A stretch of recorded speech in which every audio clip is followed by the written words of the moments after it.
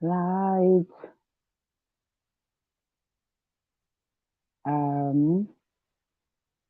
Tungi Masilo Sisi Jokwe Gertrude Jise Iglesia Muliro Batsiro Bure Chinaka Tracy Lokadia Chadunga Teuma Nzanda Peter Masunga Mona Lisa Mapika.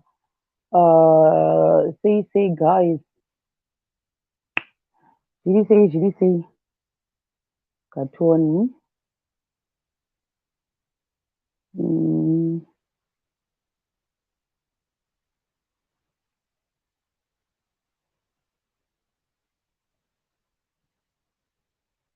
Right.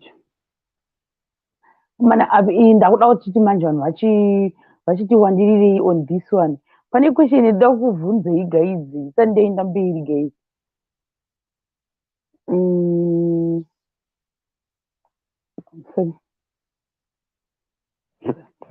Ndatitanga kuti chiko zvandino.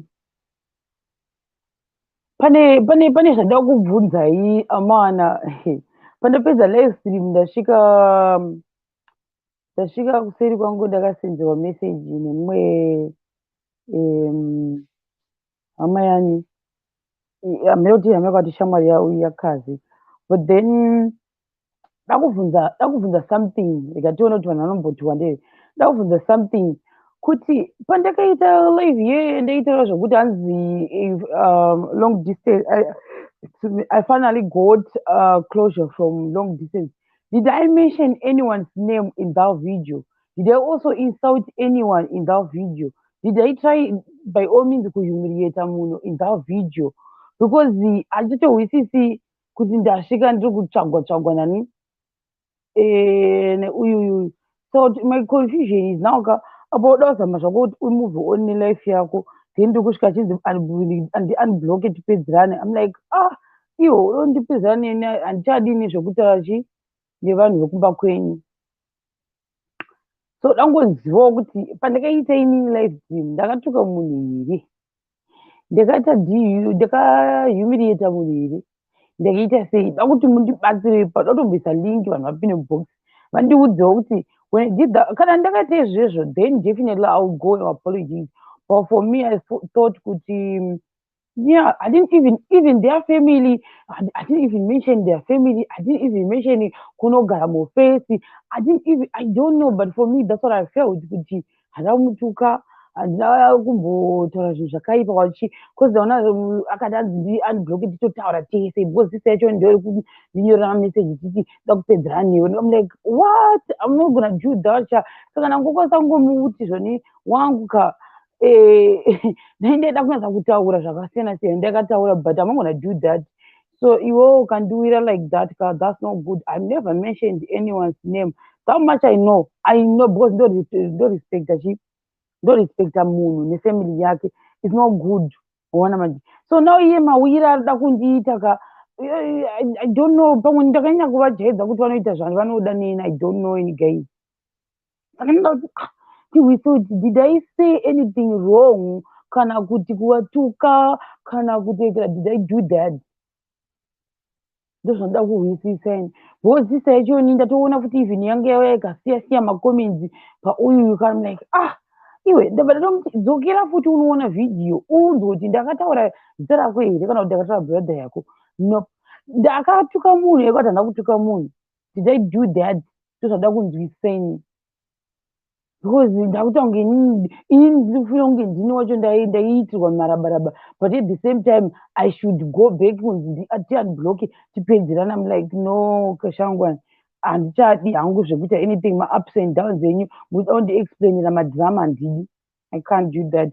Saka atuma mumwe munhu kuti andiekera andisendera, andatoti ndizvitaure because atuma mumwe munhu kuti hanzi unblocke nauyu kutuma munhu, meaning kuti kwavari pane zvari kuitika.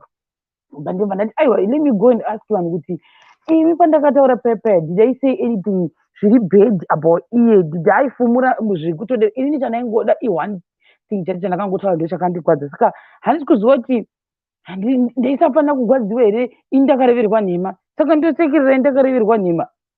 Saka udo kutonditumira vanhu kuti ndimuudze kuti andianibhuloki chete. Saka ndaenda kunomuanbhuloka ndikanongonomuudzawo kuti wangu anoudza bradha yako kuti zvaka iwewo wachooneka imbozviisa mushangu dzangu unzoti wainzwa sei iwewo waitwa zvinhu zvakaita seizvozvo, because it seems as if hautozivawo kuti zvaitikewo. Saka I'm surprised the way yacho she was coming for me wana. So ndasiya futi ndamuwekera ndamuendera ndotozva kuti stoka wangu manje anenge akundi hauna kutaura sevemunhu hauna kutuka munhu, but ivo ndivo vanenge vakangofunga kuti wavafumura yet hauna chakaipa chawatosenawo. Because handina, because from day one handina handitorina ende vanhu vatomuzive kuti munhu wacho kuti anonzanisa rake. Saka handitozivi kuti iyoka ari kuuya, she's coming for me like that. Why? Because from day one izvizvi ndikakubvunza kuti mupesi wangu muziva kuti anonzana here, momuziva here kuti ainzanisa rake kana kuti anogara kunyika ipi? Maiziva here kuti anogara kunyika ipi? Saka I don't know why ari kuita mafitsa akadero. Saka I'm actually surprised because I've been very secretive about that. Kana ndatongodawo ndatoda ndini ndeitozotaura nesomeone zvangu kuseriko chitotaura chitosekawo pamwewo a few mashemarians ndo wandingatoziva, noti kuti ndeitouya panoti mukomana wangu kana kuti ari kuLondon. I've never done that. Saka short kuiri kutondiwira like this say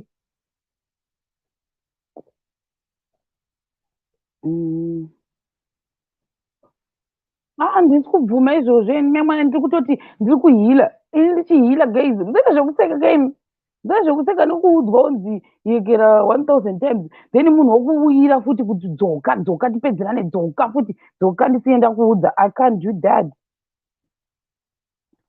I can't do that because adanza kuti bho here zvawakataura zvawakaitoita izvi zvokuita live uchitaura kuti wakawana exposure. Saka udoti ndisazvitaura ndiyangu zvistori yechoni. Were you there?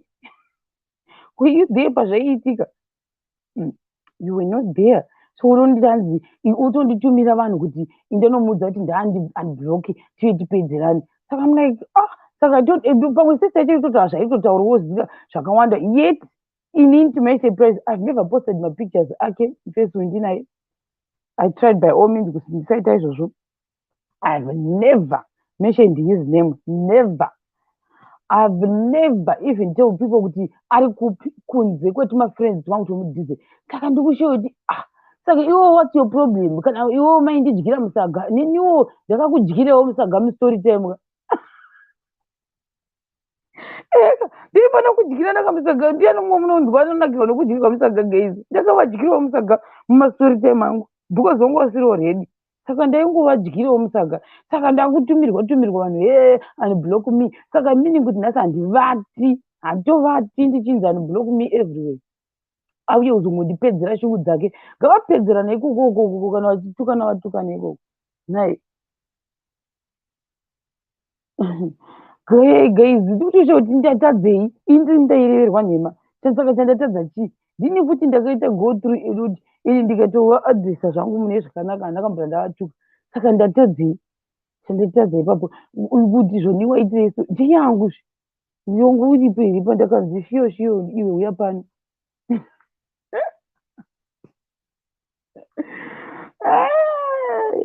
Handisi kutombozobvuma izvo nyange akatuma vanhu 70 futi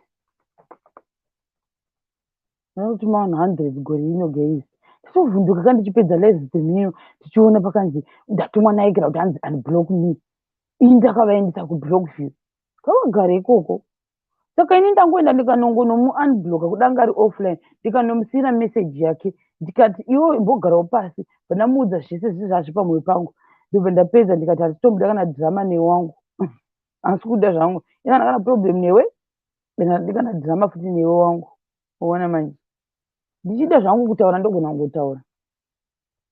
Anouya pano nyange akauya pano akauya akapinda mubhokisi hamupindi uku, anomupinda achipindira chi ndimupekera platform yekuti andijairire. Ivo kangani kandakaregerera munhu yeka hobho saka ndosafire kuti hanzi uikira munhu wakadirwira musaga ane secret yake. Aiwa kana kana zvakadiro gore rino andoti vanhu 60 nemauyu nemameseji kuti unblock me every week. That's okay with me. Handana problem nazvo. Zvandamuudza ndezvatokwana zvokuti wangu iwewe nevanhu vekumba kwenyu handisi kutomboda. Indakukwasangomuudza kuti iwewe nevanhu vekumba kwenyuka handisi kuda hangu kutaura nemi zvakawanda wanda. I think time yekuti zvone tichiita pathways yakasvika and I've made up my mind. Saka handisi kuda handisi kuda zvokunetsana nevanhu ndozvandamuudza. Ndikamuudzawo zvandamuudza zvandisingakwanisi kutaura panapa. Mamwe mafacts andakaskipa.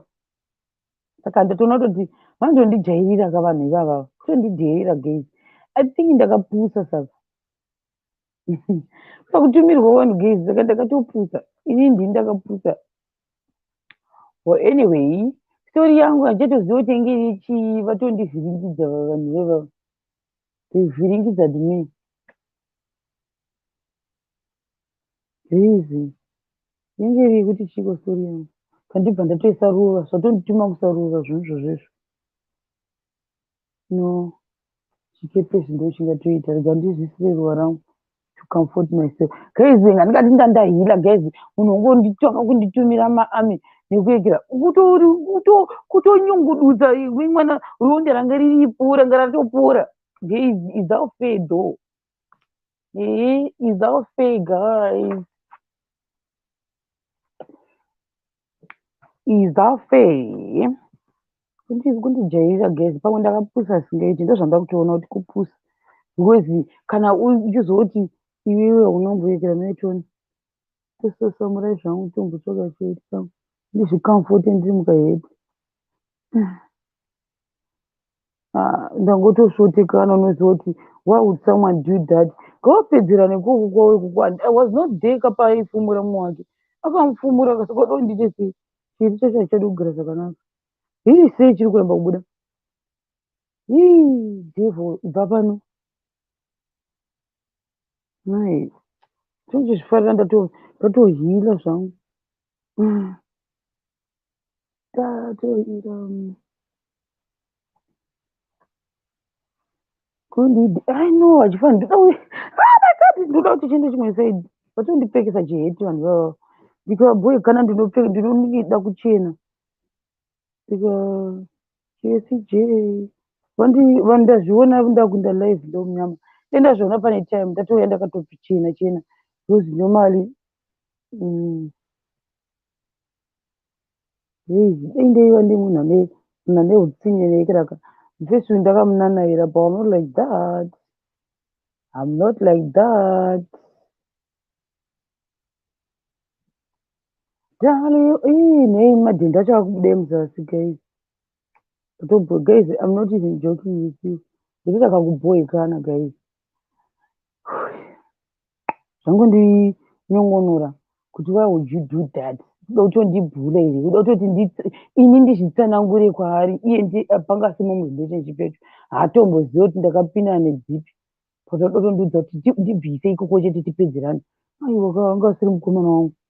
Nai wasitomborikana mukomana wangu kunzi cousin handina kuti zita remunhu iye anonzi cousin zonzi chipo cousin ndomwe kuti cousin anisoko handakutaura zita remunhu handakana picture randakaexpose. So what's the problem? Saka ichanakidza sei nyaya yacho ini ndangosvika ndikangonzi tokotoko ndangosvika ndikangoekera ka apa pangu pakutopisa gezi.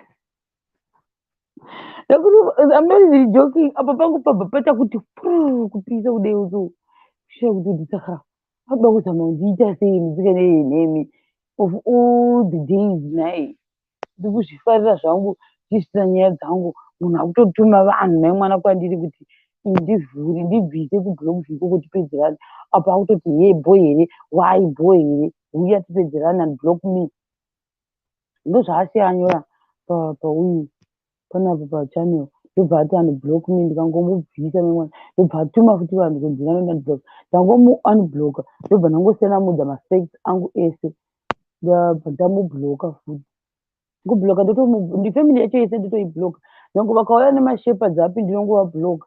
I think it's high time yacho yandofanira kungobloka the entire family because I can't survive nemafekologist guys. Saka unondibhula kuti ndaramba kuikira ndaramba hangu handisingadi handidi zvekuikira kunyepirwa. Ndiani unoda kunyepirwa gei? Nyaya yangu inoda kutotaura yetobva yabhurungwa nevanhu ava ndibhowesesa haisopokengezi ichanakidza sei nyaya yachoni? hai ichandinakidza sei nyaya ndandada kutaura? Haichatombondinakidzi kuekera kwachoni.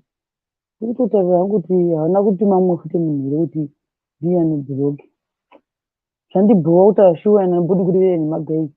Ndikutobva palevhi ndoti segei ndinoita imwe levhi yangu ndikuona ndakagadzirwa nezvimisu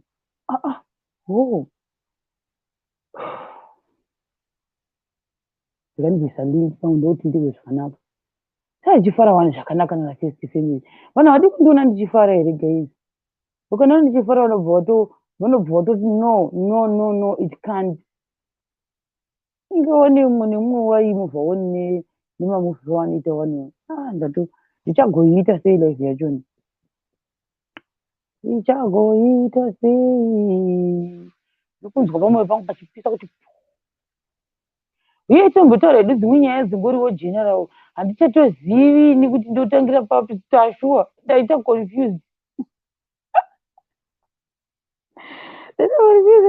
Chimbopinai mumbotaura neni muchindisofta muchimbotaura dzimwe nyaya ndokuti pamwe ndifire zvakanaka. Musavatuke guys, handisi kuda kuvatuka guys, but uye timbototaura hedu tumwe tunyaya tusina ye klasha yaizvizvi ndinoda kana chida kutaura nyaya kandoda kutaura ndirimo mumuud like right now mood yangu yatorwa nevanhu vavava ndikasvika vakandigarira nanesopo. Zviri sei TK? Yes chef, zviri sei? Kuri seiko? Kuripo zvako uri sei? Handitozivi kuti ndikuwa sei. Shero. Take it easy. Mira ndikuudze nhau iri apa. Zvinhu zvauri kuita kaizvo ndakambofesana nazvo. But nhau ingoripo ka inhau yokuti these people ka they are now becoming jealous. Why? Because ivo vanga vakakubatirira vachiita sei ezvinoizvo wane freedom wakuita zvaunoda wakuzvisunungukirira. Saka munhu uyu akuchirwadziwa manje saka akudai life yake yatochinja. Ufuchi pane 1 or 2 3 things zvanga akakusungirira kuti iwewe usaita. Now wamove on wane closure yako wakuita sei. Ndochinhu chiri kunyanya kungomurwadza chete. Kungobatikana nezvinhu zvidiki izvozvo ndonyaya ingoripo. Hapana mboti hanzi wakatuka munhu kana kuita sei. Ina hapana pandakambonzwawo kuti hanzi watuka munhu kana kuti watsoropodza even kutaura zita remunhu chaiko auna. But inhau yekuti munhu ari kurwadziwa. Unoziva kunonzi kurwadziwa ndozvinyaya itongoripo chete. Saka iwo don't take it too deep kana kuti kuita sei. Even kuti akauya akaita sei iwo chinhu inini hangu I personally what I did even ndiri kunoku ndikangona new number munhu anditi hai kana kuti chi kana kuita sei wandisingazive inini ndinobloka ipapo handidi kukunyepera. Iwo zvimwe usatomboverenga futi on the other ukatongoonaka just block because the more yauchada kuzoverenga nekuita sei iri new number munhu usingazive. Pari tricky shamwari. Because ndikushamitika kuti even paanga achiuya achiti he ndandirekera ndianibloke ti uya boy here. Saka I'm like ukazochanobva toyoti boy I never even said your name. I never mentioned you from the word go. But at the same time zvakuti kunge ndakamutaura. So I'm actually confused kuti what's the issue. Although yes ndiye kakandiudza kuti ndizokwasauza zvemufesi kuti akambenge ari maid. But then why is she angry though? Because ndiye akandiudza ndikatomuudza futi ndega kuti mufesi uyu ndamuudza ndikuziva secret. At the same time mufesi ndakamubvunza akataura zvakataura. Saka what's the issue? Nyaya yakapera move on iwe ndablock you mese endei kumablock view because makataura kanyaya dzese dzikabuda. Saka now ndakunzi unblock me futi. Tikoda kuti chimwe choda kundiudza ndechekuti chi andituka here. Vanda kukuitisa haiwa siyana navavo kutosiyana navo chaiko vakutongorwadziwa newe naye siyana navo akarwadziwa nekunzi mai maokai kuti mai maokai kuti akataura kutaura akataura zvekuti kana munhu akataura uyu inonzi chii ingwani ndakatoti zvona handisi kutomboda kutaura zvimwe zvezvinhu zvaitaurika ipapo but at the same time ini ndingori nenyaya hwani yacho iyo yekutekera handikutosha kuti sei ari kutonditsvaga nekutotuma nemunhu memwana atuma munhu kuti inanodza shero kuti hanzi ndandi unblock ndangobva ndamubloka futi munhu wacho inini exactly saka what issue because never mention hakuna izvozvo ndingada kubvunza kuti munhu ndiudzei kuti mukomana uyu wandaitaura naye munomuziva here zita rake imimi chai munomuziva here zita rake mukomana wandaitaura nezvake wani hatimuzive ende isi takatozongomunzwa tangoziva kuti hakuna long distance relationship zvichiri kufaya svikasvikawo pazvinopera hapana chisingaperika zvikatongopera hatina kana kubvira kana zita rake hatitomborizive kana fesi kana kwaanobva kana paanogara izvezvi zvezvo zvandiri kutaura nditozive kuti ari kupi handitombozive kuti ari kupi on the other hand futi sheroka nechinhu chinonzi shamwari ka pari tricky don't trust anyone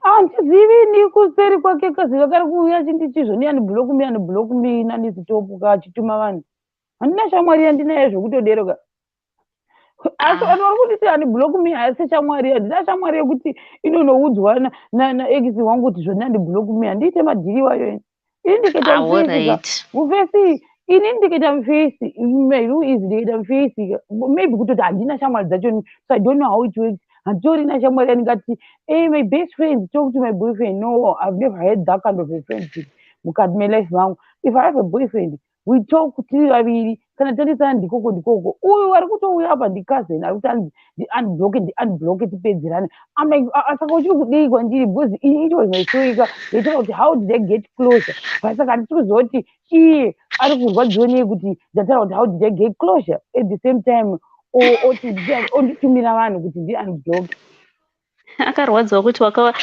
wakabuda pajekerere kuti izvonizvo hausisina zvipande zvinokuteerera wane closure yako and for now you are not in a relationship saka zvinhu zvinongorwadza so inini ndingatadzere kutaura kuti zvoni dhasiketi yaindirwadza for me personally that's the truth ungambotadza kurwadziwa nekunzi munhu aikabhengi up to now unenge wakutozofunga kuti pamwe anga achitori mukati mewanana hauchatozivi because it was a secret saka zvokuzotia zvakaitika kare kuti handichazivi why hide it for 2 years inde ndatozvipangana kutoti I move on ndasiyana nazvo but now akutonditumira vanhu manje kana aiwa vari kurwadziwa newe chaiko kwakasimba because vanhu vechirume ava ndozvavangori kungorwadziwa sokungova negodo chete ndonyaya itongori pari kungorwadziwa newe kuda kungokutsvagira tunyaya nepasina kana nenyaya usani block usaite save ramba wakazvivharira ikoko kumablock ikoko vari ikoko vakadaro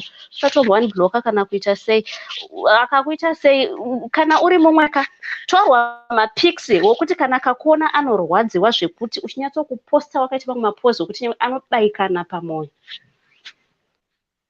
kumushotesa chaiko ameno but I think vachauya zvavo vamwe hobho kuzondiyekera iri boshero don't take it deep shamari iwe zvinhu zvinopfuura vamwa alright iri bo mina ndibotanga ndaisa Tasha kumbi ndikuona ndiwe last one shero nhaye vedu we twatotokanganisira live yedu nemunhu hayi zvakanaka nemi vanhu zvaunoita ndabhoeka rambaziva ndanyatsa kubhoeka kuti nei vanhu havadi kundora chisekere naimi ndikukufila shero kahasha kaunoita kekuhwa bundu ndonyatsozviitawo nyangwe nenomu yakandikanganisa mufaro wangu ndozviita chaiko kana munhu akandikanganisa nhasi ndiri kushanda ndiri papikimodhi yangu yakapenga vaekera munhu utonditanza hanzi kutikanganisira grosari redu igrosari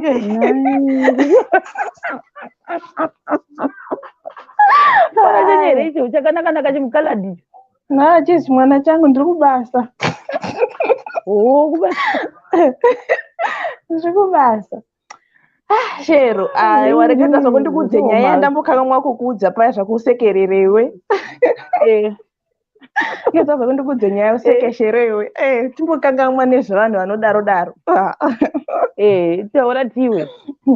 Ndachitaura paya patachitaura zvevanin'ina vanoita mubhulo ndabva ratofungidzawo futi nenyaya yavanhu vanoda kuita mubhulo zvafuti wati nyaya tachida kutaura kayakirashi ndeyekumusha ndida kuita ipapa ndikangopedza nakumbi ndiri kuikata ndikutodzoka ndamudifferent mood ndobva ndachinja pamwe handitezoti ndopfeke this time manje. Toda unyatsokupfeka zvakanaka Shero. Right, ndachida kukuudza nyaya zvakandika ndo favorite color yangu ndichagozvionepi zvapera.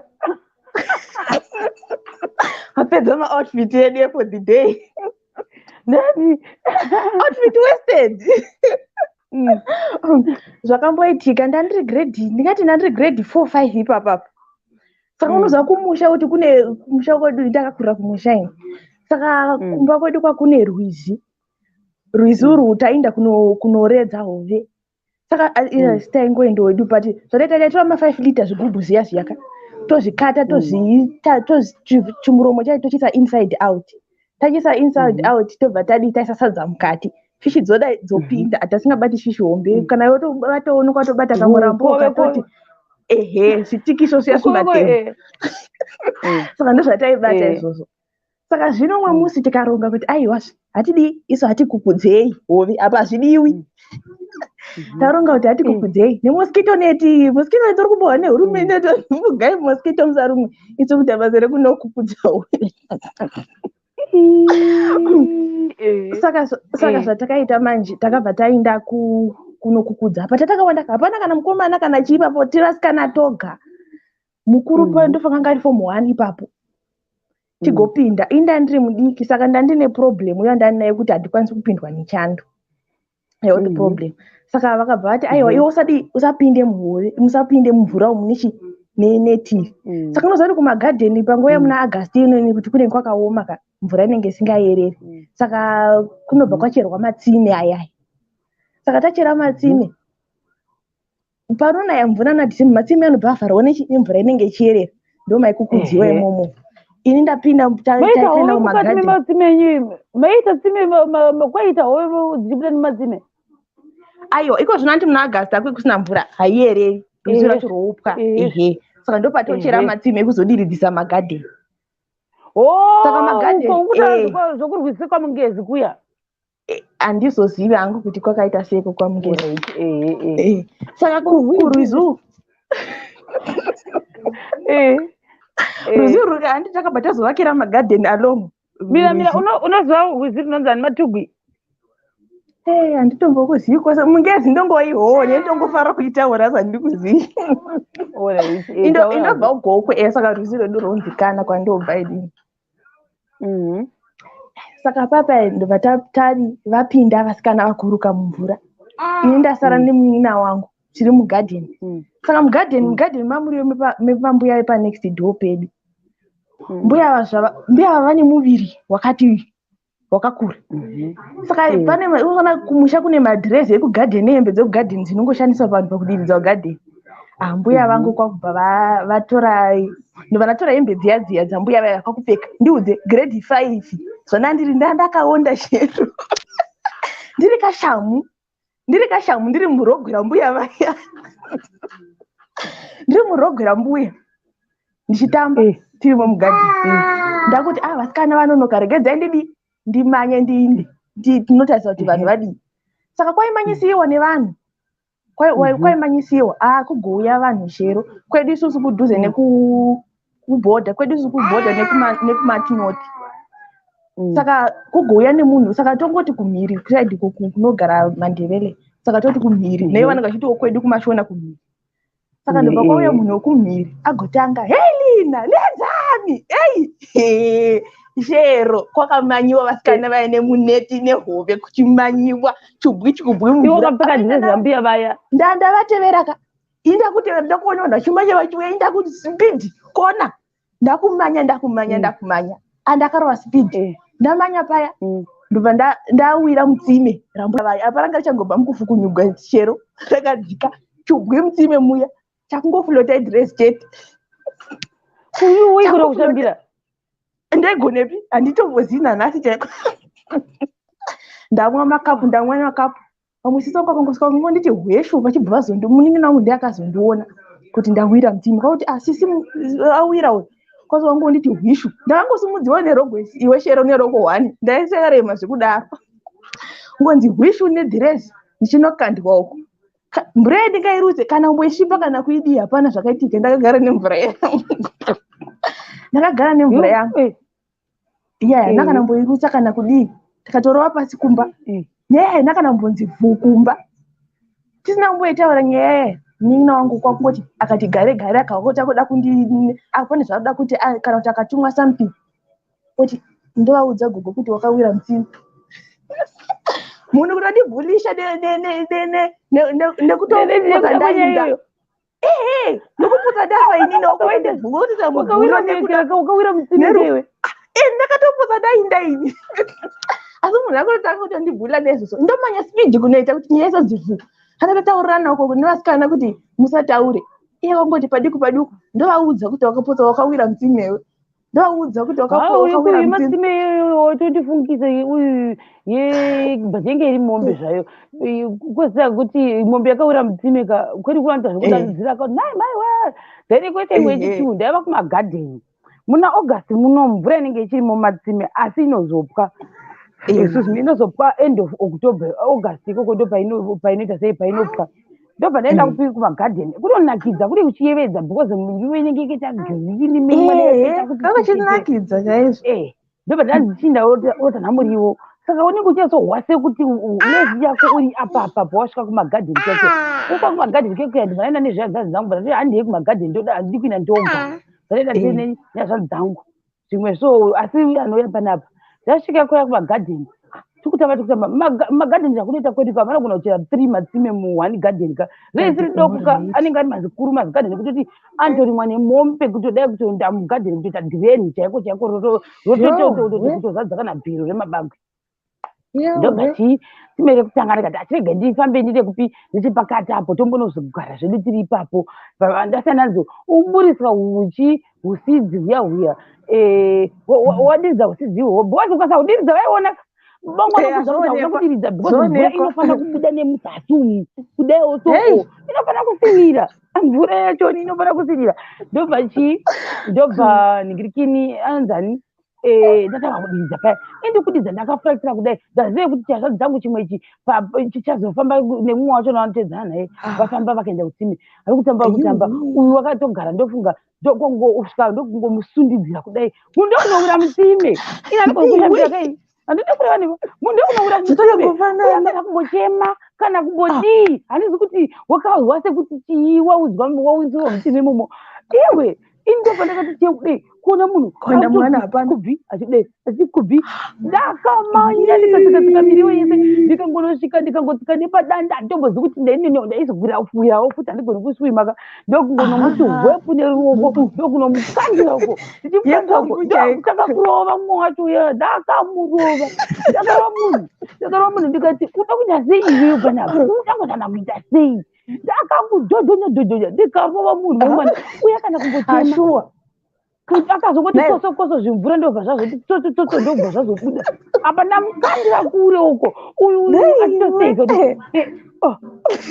ndikati kanonorova ndobva ndasvika ndane hasha ndakasvika nehasha ndikati mama uyu wazowisira munhu mutsime mai vangu kwangoti konyara kana mborova munhu zvaka munhu acharohwa apa waidzirizwa nezvitinha nanoshiyo vasingamurovi kana mai mwana ona kana kuti mbomuzvakasha mwana anyway iri bhore gandiende kumbe kupedzera ndoita kuti hangu imwe live stream ndakuita story manje ndakuwazvinani alright shero bye okay alright iri bhore thanks kumbiselani uya kumbiselani ndep uya chipinda ndipinde sei vo video endevi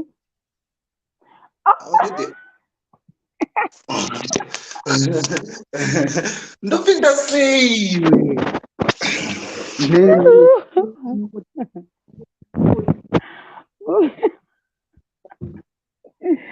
cool Tikumbire siuya pano. Usikumbono-chinja hembe dzawakapfeka dzakanaka tingajedze izvozvo zvekuti unongoita basa rekungoti padiki hapana kwauri kuenda stori yedu tiri kutoinzwa. Ndiri sei? Hapana pa. Ndofarira kumaflats kwenyu kwakandinakira. Ha? Ndofarira kumaflats enyu kwakandinakira. Uri kumboiteiko? Une uchita sei? Kumba una bhebhi mumaflats menyu here? Izvozvi zvandina.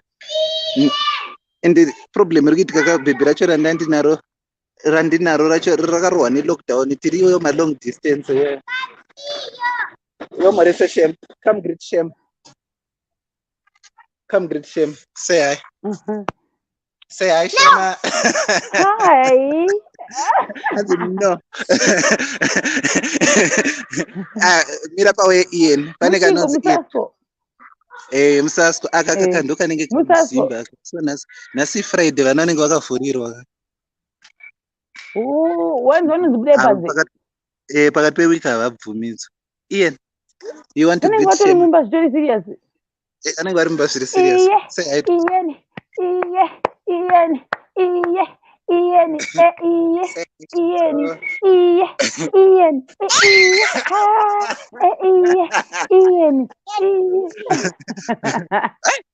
Twava twawanda.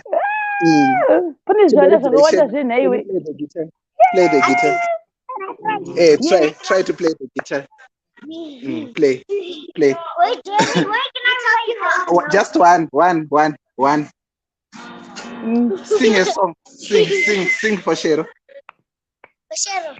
Yeah. Sing for her. What must we sing? I'm sure you're Beyonce. Sing for. These girls, they don't know any song.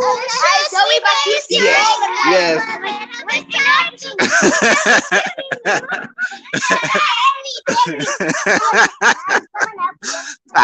Mira, saka ndatobudawo panze because panenge pakanyarara saka nhasi wakabuda tinenge tichizora nakorona ipapa. Uripo. But uri say don't worry nezvinhu zvakawanda. But ndachitotongoti ano kufunga kuti ari kudei musikana uyu ari kudei. Ndozvazvinoita ka hazvingoenda like that saka zvinombotora nguva but eventually it will calm down. Saka the best way zvachingotaurwawo nevamwe kuti try to limit ningirekeni inonzi chi izvozvo vanhu vanopinda nema just ignore what you don't know. Usina kufungira kuti wapa nhamba, just ignore to avoid for now. Shungu karwisi kanozoerera with time munenge matoneka nenge ka civilization saka pane nemakutongotaurirana muchingonzwanana but pasisina izvozvi shungu ndo dzinenge dzingori saka hazvifaniri kukunetsa. Ndakabvitawo ndakavatsvaga hereni kuti vandiekere pandakabvitawo vakandiignore tikwendimizidhikozi dzangu ndakabvitawo. But don't worry. Ndatoshayiwa kutoti mwoyo wangu wakuita zvinane pekutanga handa mwoyo wangu ngochopise ndakavatadzira chii ndakataura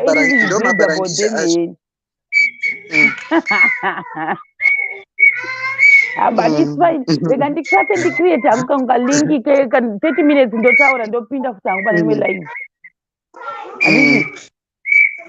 Andikate hangu Chita live because panapa ende nhasi tauya panhingirikini chaipo was opposite apa ndo pane play area saka tauya twese saka ndambokudzinga nchinyora but twangoona gitari tauya tuchimhanya. So you're good with kids. Bye bye. Continue story time. Ndoda create another link really different, not this one. Sound nice. Ndoda create a different link. I cannot mix my story nezvizvi. All right. Different person. This is a lipstick kako kainga. ready. All right. Ndugu ndikite ready. Wait for danger. Sharon Pingo, bye bye. Bye bye.